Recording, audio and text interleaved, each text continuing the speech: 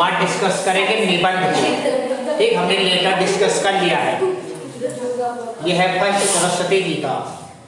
कोई चीज हम स्टार्ट करते हैं पहले उन्हें प्रणाम करते हैं। क्लियर? सरस्वती जी कितनी खुश हो गई। चलिए, ये है आपका मोटिवेशनल कोड।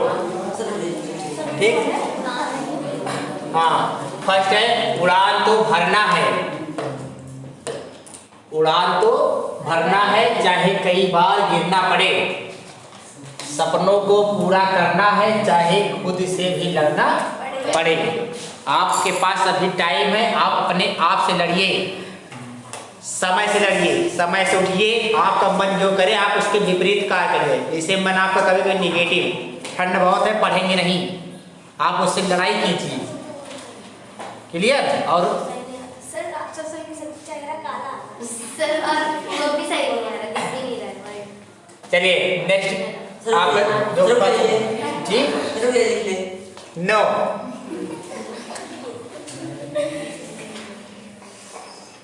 दिख रहा है ना वहां से?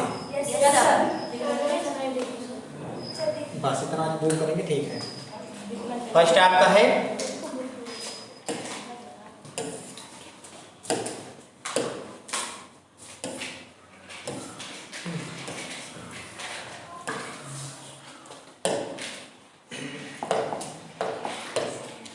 निबंध लेखन। टॉपिक है फर्स्ट है निबंध लेखन हिंदी की महत्वपूर्ण विधा है। इसका उद्भव और विकास आधुनिक युग की देन है। निबंध निबंधकार की अनुभूतियों और स्वतंत्र चिंतन का सरल, सजीव, संक्षिप्त प्रकाशन है। निबंध एक क्या है? महत्वपूर्ण विधा है। इसका जो उद्भव हुआ, जो इसका विकास हुआ, मतलब ये कहाँ से निकल कर आया है, वो किसकी देन है? आधुनिक युग की देन है।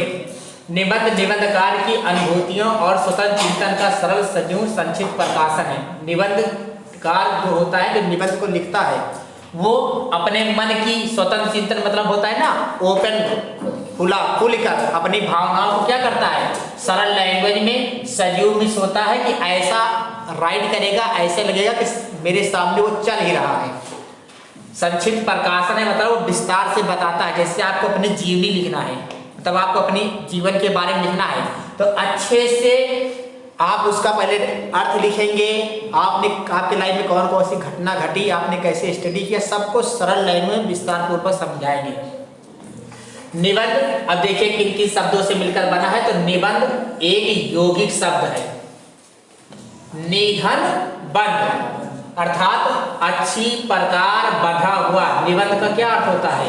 अच्छी प्रकार से बंधा हुआ। नि आपका उपसर्ग है, जिसका अर्थ है अच्छी तरह, और बंध के साथ जानते हैं बंधा हुआ या बांधना। और बंध धातु का अर्थ है बांधना, तो जिसे अच्छी प्रकार से क्या किया जाए? बांध दिया जाए, उसी को हम क्या कहते हैं? निबंध कहते हैं। दोनों शब्दों का सम्मिलित रूप निबंध है। निबंध में निबंध से तात्पर्य किसी विषय पर सुसंबद्ध रूप से लिखी गई गद्य रचना से है। निबंध से तात्पर्य क्या है? सुसंबद्ध रूप से लिखी गई गद्य रचना से। सुसंबद्ध में सुंदर, कैसे लिखा गया हो? सुंदर रूप से लिखी गई गद्य रचना ही क्या कहलाती है? निबंध कहलाती है। एक आपका हिंदी में होता है गद्य और एक होता है पद्य। जब आप 9th क्लास में जाएंगे तब आपको वहाँ बताएगा गद्य क्या है, पद्य क्या है। अभी आप समझिए, निबंध दो शब्दों से मिलकर बना है। फर्स्ट है निधन बंध। नी का अर्थ होता है अच्छी तरह, और बंध का अर्थ होता है बांधना, अर्थात जिसे अच्छी तरह से बांधा हुआ हो, वह कहानी जो अच्छी तरह से क्या हो? बांधा हुआ हो, उसे निबंध कहते हैं। नेक्स्ट,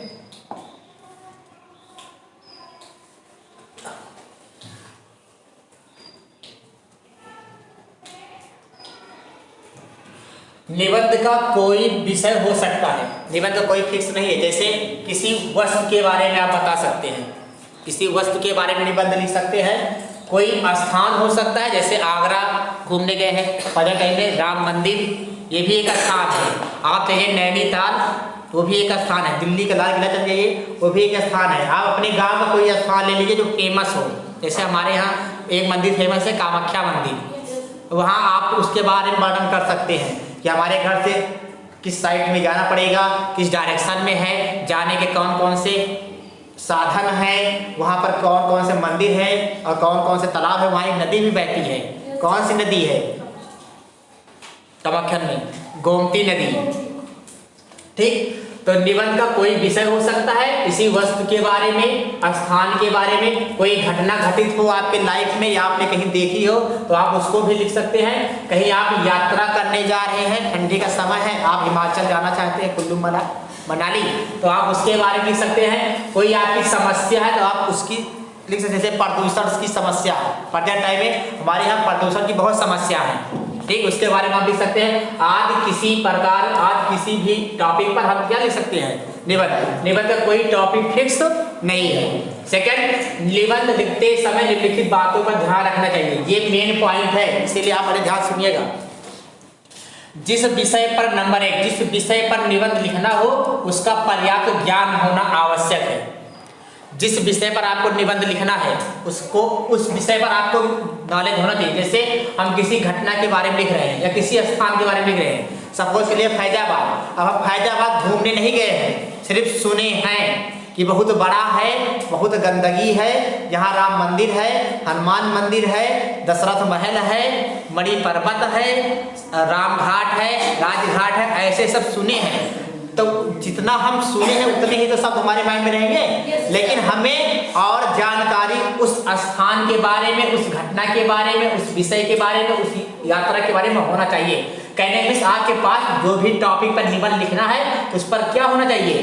पर्याप्त ज्ञान होना चाहिए। नंबर 1, आप लोग निबंध लिखते हैं 5 लाइन्स के, 6 लाइन के, कोई तो कोई 4 लाइन में लिख देता है। नंबर 2, निबंध में विचारों का क्रम व्यवस्थित होना चाहिए।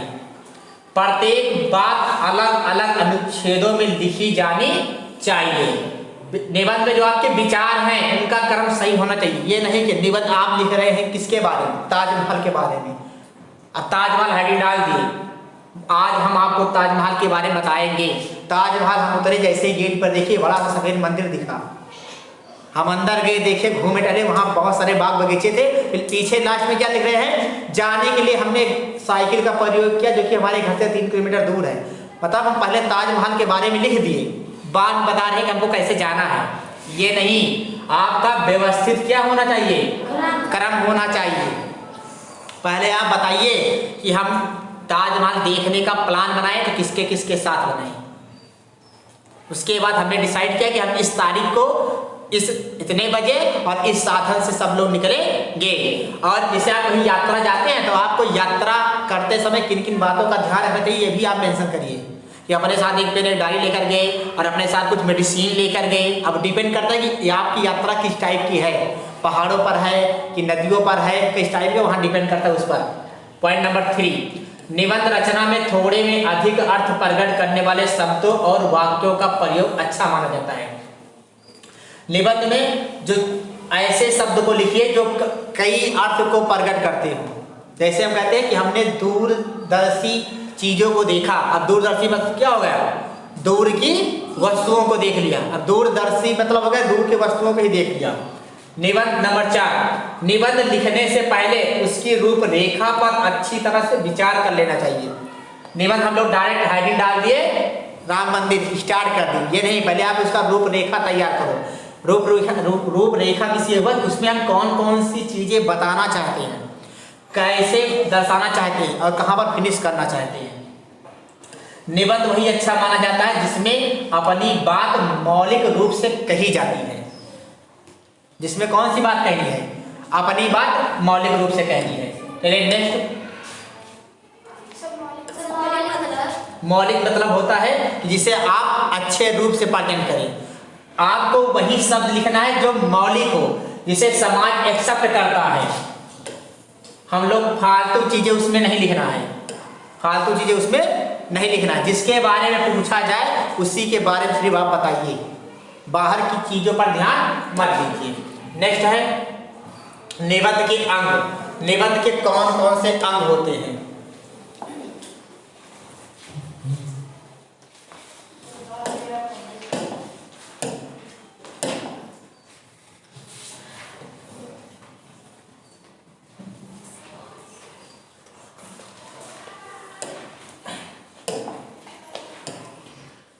निबंध के अंग में पहला है, निबंध के 3 अंग है। फर्स्ट है भूमिका अथवा प्रस्तावना। भूमिका अथवा प्रस्तावना। अब भूमिका अथवा प्रस्तावना क्या होता है? प्रस्तावना, इसे निबंध का प्रथम द्वार भी कह सकते हैं। इसे निबंध का क्या कर सकते हैं? प्रथम द्वार। इसमें विषय का परिचय आकर्षक रूप से देना चाहिए, जिससे पाठक किया जा सके, जिससे पाठक को यह महसूस हो कि निबंध के प्रति क्या, ये थोड़ा यह नाम हो चुका है, जिससे पाठक को निबंध के प्रति जिज्ञासा उत्पन्न हो। ये नहीं रहेगा, जिससे पाठक को निबंध के प्रति जिज्ञासा उत्पन्न हो। अब प्रस्तावना में आप जिसके बारे में बताना चाहते हैं आकर्षक रूप से 3-4 लाइन लिखिए। स्टार्टिंग के बताइए, बीच का बताइए, अंत का बता दीजिए, जिससे जब व्यक्ति पढ़ने वाला जब आपके निबंध को पढ़े तो उसको उसमें इंटरेस्टिंग आना चाहिए, जानने की और इच्छा होनी चाहिए। कभी कभी हम मूवी कोई देखते हैं तो हमें ऐसा सीन दिखाया जाता है कि हमारा देखने का मन करता है। कोई कहानी सुनते हैं तो सुनने का मन करने लगता है कि हमें पूरा फिनिश किया जाए। तो ऐसे सब लिखना है। सेकंड आपका है विषय।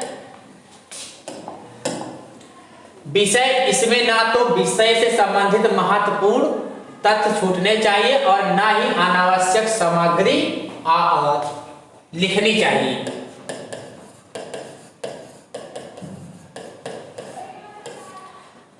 विषय विवेचना क्या है? दूसरी पढ़ाई थी विषय विवेचना, ये देखिए। और तीसरा है उपसंहार। चलिए इस पे हम डिस्कस कर रहे हैं यहाँ पे। इसमें ना तो विषय से संबंधित महत्वपूर्ण तथ्य छूटने चाहिए, जिसके बारे में आपको बताना है, एक भी पॉइंट, एक भी टॉपिक छूटना नहीं चाहिए। तीसरा है यह निबंध का अंतिम भाग होता है। इसके अंतर्गत निबंध की समाप्ति विषय वस्तु का सारांश देकर की जाती है। जिस प्रकार निबंध की भूमिका या प्रस्तावना आकर्षक व रुचिकर होना चाहिए। यहाँ सेंटेंस और कुछ लग रहे हैं लेकिन यहाँ मिस्टेक हो गया है। ये लास्ट पॉइंट है। जब निबंध राइट करते हैं तो लास्ट में यही हेडिंग लिखते हैं और ये अंतिम भाग होता है। इसमें आपको जो चीज बतानी है सब क्या कर देंगे? मेंशन कर देंगे। 3 भागों में निबंध लिखना है। वैसे अब हम एक निबंध आपके सामने प्रेजेंट कर रहे हैं।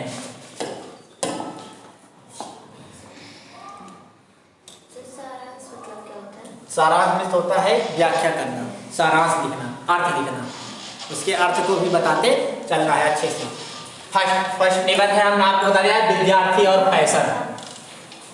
ठीक है, विद्यार्थी और फैशन। आप विद्यार्थी हैं और आपके पास किसकी नीड है? फैशन की। हम लोग फैशन ज़्यादा करते हैं, पढ़ाई कम करते हैं। पापा ये ले आ दिए, पापा ज्योमेट्री बॉक्स लाइए जिसमें गाड़ी बनी हो, पापा हमको ये चाहिए, पापा हमें कलर पेंसिल चाहिए। तो फैशन मानने में नंबर 1, लेकिन पढ़ने में 0। जो पढ़ाई में रहता है हीरो वही फैशन में मारता है।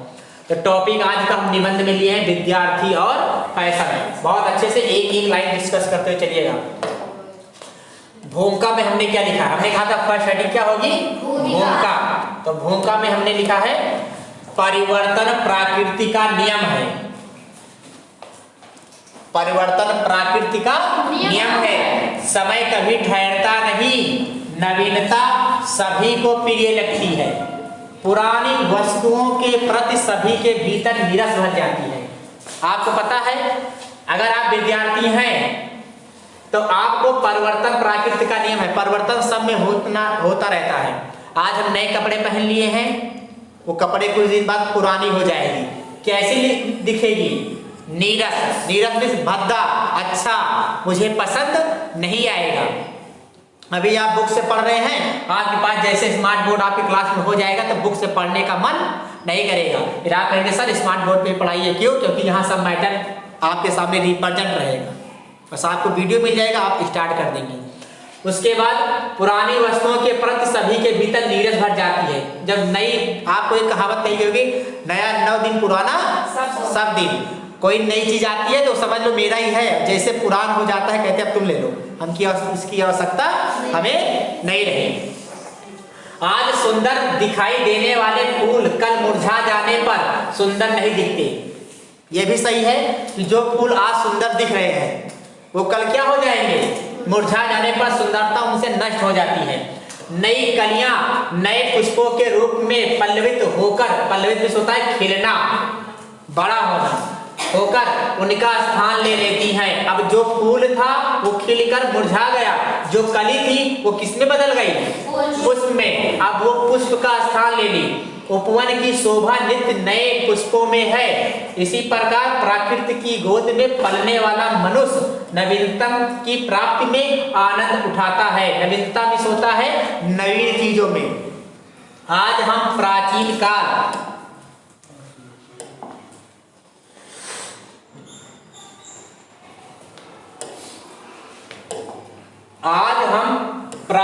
काल के रहन सहन वस्त्राभूषण पर दृष्टिपात करें।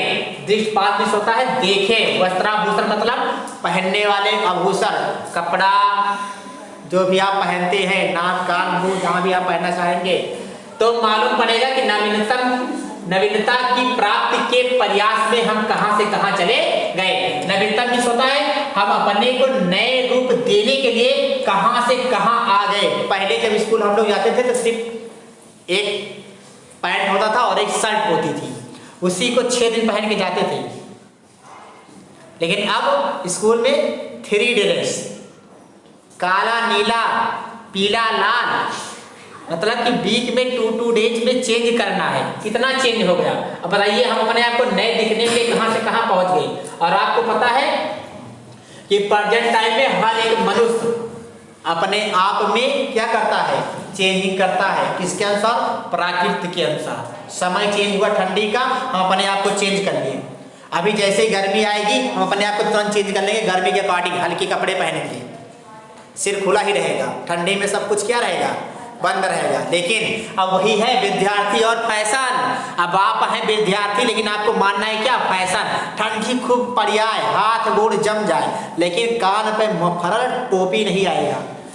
प्राण चले जाए लेकिन हमारे कान पर टोपी मुफरल नहीं आनी चाहिए, जान निकल जाए। ठीक है, पेरेंट्स परेशान हो जाएंगे, टोपी लगा लो बेटा, टोपी लगा लो, लेकिन आप लोग लगाएंगे नहीं। क्यों? क्योंकि आप है विद्यार्थी और आपको मारना है फैशन। क्लियर यहाँ तक? ये कौन सा पॉइंट था, भूमिका। कौन सा पॉइंट था, भूमिका। और जब हम भूमिका लिख दिए तो अब हम जिसके बारे में बताना चाहते हैं उसका अर्थ भी बताएंगे। तो फैशन, अब आप तो बताए कि फैशन क्यों जरूरी है वो बताया जाए, क्योंकि प्रकृति का नियम है सब कुछ चेंज करना, तो हमको भी नियम है चेंज करेंगे। अब चलिए, फैशन का अर्थ होता है, फैशन का अर्थ एवं प्राकृतिक रहन सहन और भूषा में, वेशभूषा में, सॉरी, रहन सहन और वेशभूषा में नयापन का दूसरा नाम फैशन है। भाई रहन सहन समझते ना? आज हम गांव में हैं तो कल हम शहर में चले जाएंगे, खाना भी चेंज कर देंगे। गांव में रहकर लोग नमक रोटी खाकर स्कूल जाते थे, लेकिन आज नहीं, नमक रोटी नहीं खाएंगे। मैगी बना दो, चाउमीन बना दो, मंचूरियन बना दो, वो ठीक है, लेकिन नमक रोटी लेकर हम नहीं जाएंगे, क्योंकि अब हमारे में पैसा है। वहाँ लोग देखेंगे तो कहेंगे ये नमक रोटी लेकर आए हैं, गुड़ रोटी लेकर आए हैं, शक्कर रोटी लेकर आए हैं, शर्म लगेगी। शर्म ना लगे इसलिए हम मैगी लेकर जाएंगे, चाहे हम खा के कल बीमार हो जाएं। फैशन जो भी चलता है थोड़े दिनों तक रहता है। कोई भी फैशन आएगा थोड़े दिनों तक आएगा, उसके प्रति रुझान घटते ही उसका स्थान नया फैशन ले लेता है। जैसे ही कोई फैशन आया, फैशन एक आ गया था, कैसे यहाँ तक ऐसे बाल लपेट के लटकाए रहती हैं, जैसे कहीं जाएंगे ऐसे करेंगे, इतनी गर्मी है। अब वो देख सभी लड़कियां वो फैशन करने लगी कि एक बाल यहाँ लटका ले और ऐसे, कितनी गर्मी है तो ये एसी चलाओ। अब वो फैशन ओल्ड हो गया, तो अब क्या करने लगे कि बाल को खोल दिए, सब खुला, 2 बार ऐसे ऐसे कर दो, लगे भवानी आ जाए। ठीक, तो फैशन। तो अब सुनो, वो पुराना हो गया तो क्या आ गया, नया। जैसे कोई पुराना जाएगा तुरंत हम नया वाला उसका स्थान ले लेगा। फैशन का चलना प्रमुख रूप से, फैशन का चलन प्रमुख रूप से कुपुरुषों होता है, कुपुरुषों में होता है, भद्दा, कुपरो, हाँ इसका भी शायद भद्दा होता है। प्रायः देखा जाता है कि आजकल युवक युवतियां फैशन के चक्कर में पड़कर अपने कर्तव्य को भूल जाती हैं। अब हम लोग क्या करते हैं, फैशन में आ जाते हैं और ये भूल जाते हैं कि हम एक विद्यार्थी हैं। आपके लंच में जो भी घर में रेडी है उसे लेकर आइए, बस मकसद एक होना चाहिए, आपका पेट भरना चाहिए। आपका पेट भर जाए कि आप इधर क्लास में बैठ सके, आपके अंदर एनर्जी आ सके। ये नहीं कि हम लंच में पनीर की सब्जी ही ले जाएंगे, नहीं। अगर आप यहाँ किसी रोटी नमक है तो रोटी नमक लेकर आइए, गुड़ है तो गुड़ लेकर आइए। फैशन मत कीजिए, क्योंकि आप अभी प्रेजेंट टाइम में किस एज में है, स्टूडेंट लाइफ में। नेक्स्ट, सुंदर को स्वयं को सुंदर दिखाने की प्रतिस्पर्धा फैशन को जन्म देती है। हम चाहते हैं कि हम सबसे हैंडसम रहें, और यहाँ जितने स्टूडेंट बैठे हैं सबसे हैंडसम कौन, मैं, सबसे हैंडसम मैं, ठीक। आज फैशन को सभी लोग समान दृष्टि से नहीं देखते। समाज के एक वर्ग का मानना है कि फैशन तो प्राचीन काल से ही चलन में है। इतिहास के पन्ने और अजायब घर में पाए जाने वाली वस्तुएं, यहाँ वस्तु होनी चाहिए, पाए जाने वाली वस्तुएं इस प्रकार के साक्षी हैं कि उस समय की स्त्रियां किस प्रकार के गहने और शारीरिक साज सज्जा हेतु आवश्यक वस्तुओं का प्रयोग करती थी। समाज के एक वर्ग कह रहा है कि इतिहास के पन्ने को देख लीजिए, किसी संग्रहालय में चले जाइए, अजायब घर होता है, संग्रहालय में जाइए, वहां आप देखेंगे कि लोग पहले के कैसे रहन सहन रहते थे, पहले के लोग क्या यूज करते थे, उसके बारे में बताया गया है। हमारे बुजुर्गों भी फैशन किया करते थे। हमारे बुजुर्ग जानते हो ना, बूढ़े बूढ़े लोग, वो भी फैशन मारते थे। ऐसे पहले के बुजुर्ग लोग ऐसे सिगार पीते थे, सिर पर हमेशा पगड़ी होती थी, धोती पैजामा और एक लाठी लेकर बैठे रहते थे। लेकिन अब के बुजुर्ग ऐसा कहीं बैठते मिलते हैं गांव में?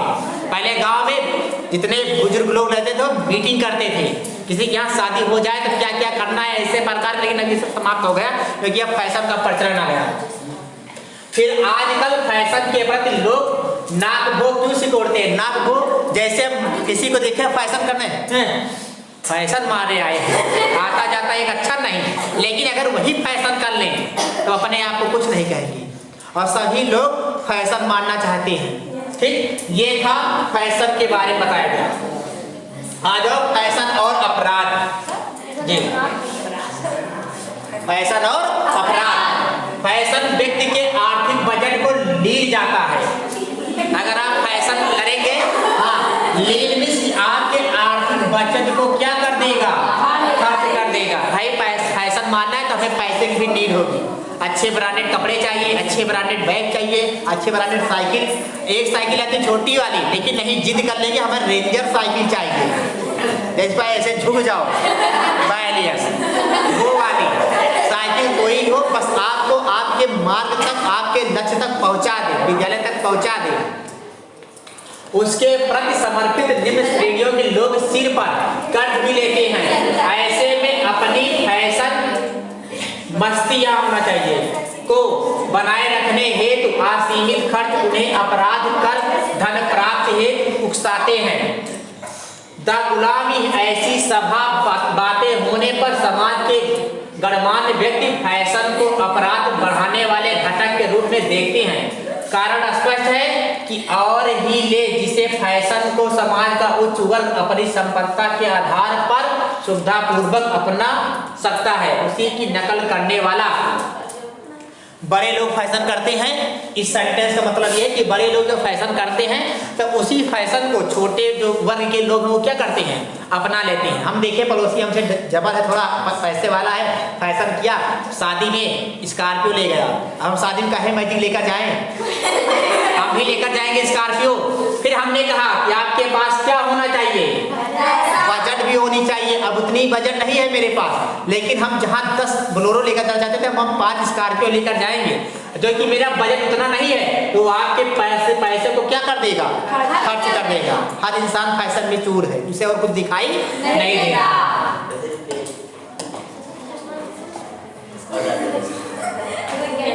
अब यहाँ था फैशन और विद्यार्थी। अब यहाँ पर स्टूडेंट्स और जो फैशन, इसमें क्या कनेक्टिंग है उसके बारे में बताया गया है। विद्यार्थी समाज का एक ऐसा वर्ग होता है जिस पर संपूर्ण देश की दृष्टि लगी होती है। आप पर फर्स्ट तो आपके मम्मी पापा का, आपके भैया भाभी चाचा चाची का और पूरे गांव का, पूरे समाज का नजर सिर्फ किस पर है? आप पर है। कि जब आप पढ़ लिख कर कुछ बन जाएंगे तब आप अपने माता पिता का, गांव का, अपने शहर का नाम रोशन करेंगे। तो फर्स्ट संपूर्ण दृष्टि का नजर किस पे होती है? विद्यार्थी पर होती है, आप पर। समाज विद्यार्थी को ज्ञान और गुणों से सुशोभित होते देखने की अपेक्षा रखता है। सुशोभित किस होता है? कि आपको सक्सेसफुल देखना चाहता है। जिस प्रकार एक फूल पौधों में खिल जाता है, इसी प्रकार विद्यालय में रहकर आपको खिलना होगा, आप अपने लक्ष्य को पालें, ऐसा देखना चाहता है। आपके माता पिता की क्या इच्छा है? कि पढ़ लिख कर आप एक अच्छी नौकरी पा जाए, जॉब पा जाए, आपके अंदर संस्कार आ जाए। यही तो आकांक्षा करते होंगे आपसे, यही तो उम्मीद किए होंगे आपके पेरेंट्स। ठीक है, लेकिन आप किसमें हैं? फैशन में आप मस्त हैं। सेकंड है पढ़ाई पर की, हाँ, ना कि फैशन मस्ती में रहकर समय बर्बाद करने की। पढ़ाई पर खर्च किया जाने वाला धन, यहाँ थोड़ा रॉन्ग हो चुका है, पढ़ाई पर किया जाने वाला धन और समय इतना अधिक होता है कि यह मान लिया जाए कि सब गुण संपन्न बने बिना इस खर्च को ना वसूला जा सकता है और ना ही बनाया जा सकता है। यदि आप मान लीजिए कि आप सक्सेस नहीं हुए तो आप उस खर्च किए गए पैसे को वसूल नहीं सकते। कि वसूल सकते हैं? नो। Yes yes. क्लास 7 है? Yes sir. कितने स्टूडेंट हो आप? Yes sir. आप ले रहे हो कि ड्रॉ करोगे? बस 5 मिनट। नेक्स्ट है तब विद्यार्थी का फैशन में मस्त होना उसके अभिभावकों व उसके प्रति ऊंचे अपेक्षा रखने वालों के प्रति न्याय नहीं होता। आपके अभिभावक, आपके पेरेंट्स आपसे कुछ अपेक्षा रखते हैं, आपसे कुछ उम्मीद रखे होंगे कि पढ़ लिख कर कोई डॉक्टर, कोई पुलिस, कोई वकील, कोई डीएम, एसडीएम, आईएएस, पीसीएस ऐसे बनेंगे। लेकिन अगर आप सपोज कर लो कि आप फैशन में मस्त रहे और आप सक्सेस नहीं हुए, आपको न्याय नहीं मिला, तो क्या कोई आपसे खुश रहेगा? नहीं। आज कोई भी फैशन नया चले वह सबसे पहले विद्यार्थियों में दिखाई देता है। मैंने मोटे अक्षरों में लिखा है कि प्रेजेंट टाइम में कोई भी फैशन आएगा तो सबसे पहले कौन देखेगा? विद्यार्थी लोग देखेंगे। कौन देखेगा? विद्यार्थी लोग।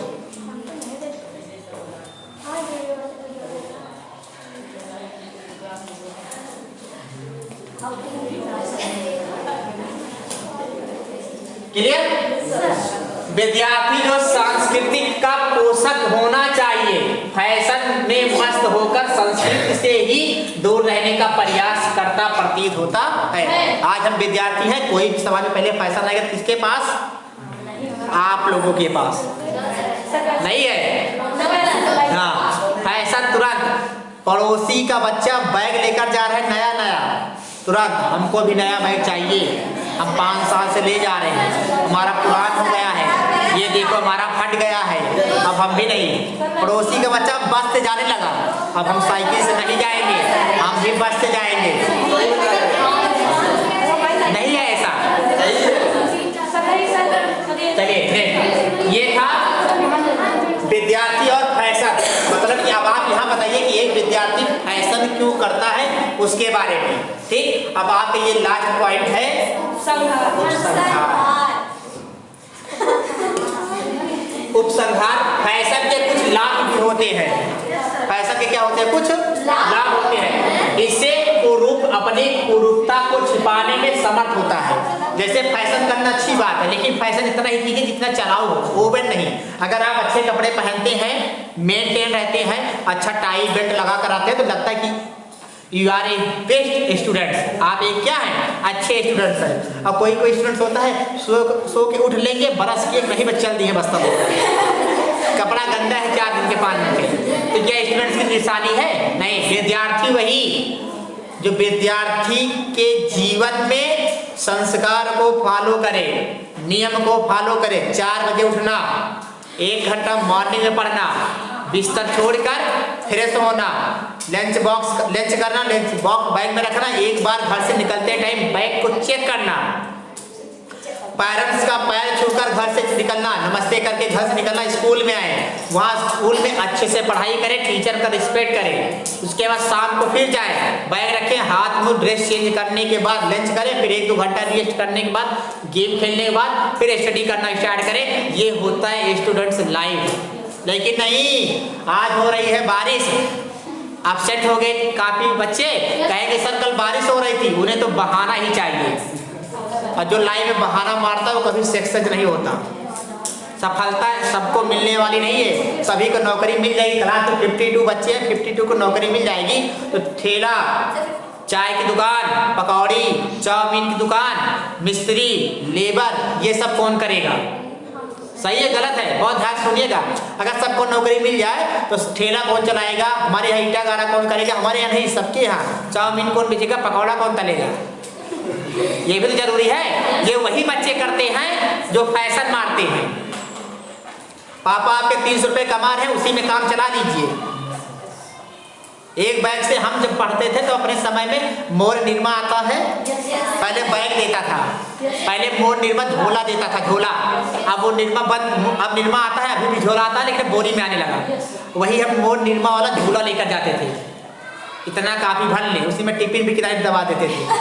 हमारे साथ पढ़ने वाले कुछ एरिया के थे, 2-3-4 बनिया थे, बढ़िया अच्छे बनिया थे, बड़े बड़े, और बैग लेकर आते थे। पीछे ऐसे पट्टा रहता है, जैसे हम लोग आप लोग पर्सिया लेती है ना, पर्सिया लंबा सा पट्टा रहता है, यहाँ लटका रहता है, वैसे बैग आता था, पट्टा लगा रहता है, पीछे से टांग ले, हाँ, जो ऑफिस में लेकर जाया जाता। अब मुझे अपने शौक लग जाए कि काश हम भी यही वाला लेंगे, लेकिन मेरी घर की आर्थिक स्थिति इतनी सही नहीं थी कि मैं वो वाला टांग पाऊँ।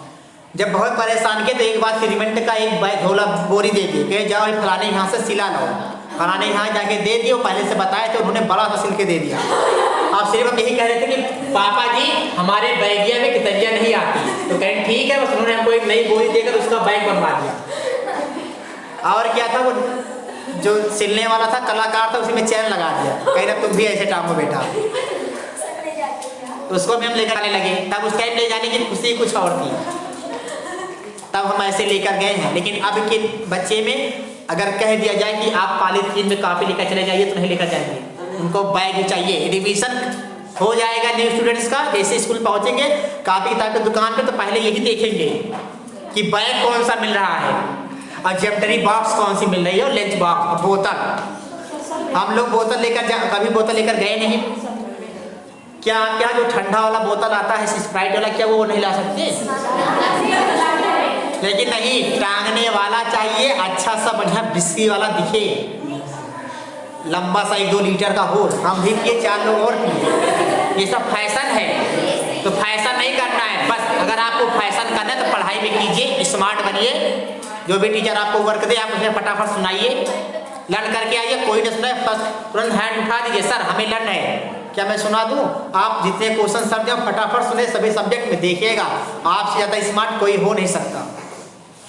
लेकिन इतना फैशन मान लेंगे एक क्वेश्चन लर्न नहीं होगा, कहेंगे सर ऑप्शन थे आए नहीं थे। चलिए नेक्स्ट। हाँ, वो था विद्यार्थियों फैशन, और ये है दहेज प्रथा। हो सकता है दहेज प्रथा पर महंगाई, ये भी एक निबंध है। ग्रामीण जीवन, ये भी निबंध है। आत्मनिर्भर कैसे बने, और प्रदूषण, ये 5 है, इसे नोट कर लीजिएगा। इन 5 में से सभी 1 by 1 स्टूडेंट्स किसी एक पर निबंध लिखकर लाएंगे। 5 में से एक पर, अब इन्हीं में से कोई आ सकता है। क्लियर? सर